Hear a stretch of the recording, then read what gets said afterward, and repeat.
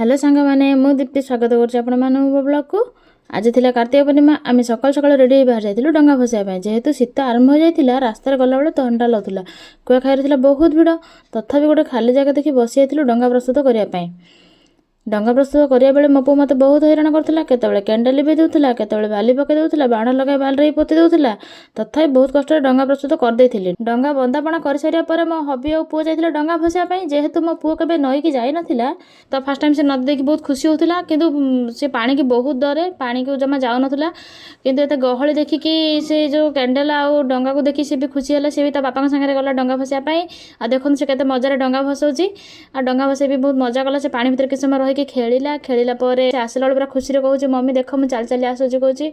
तो से पानी आ कादू को बहुत माने कादू को बहुत असना हुए तथापि से दिन चल चली आसला खुशी लगे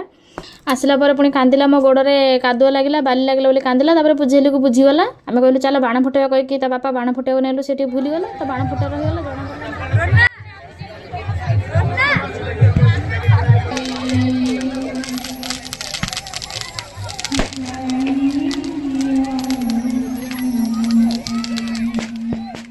बालुका स्तूप केते सुंदर बोईत बन देखते सांग मैंने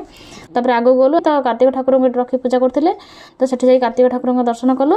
तापर आगे चलता सांस्कृतिक कार्यक्रम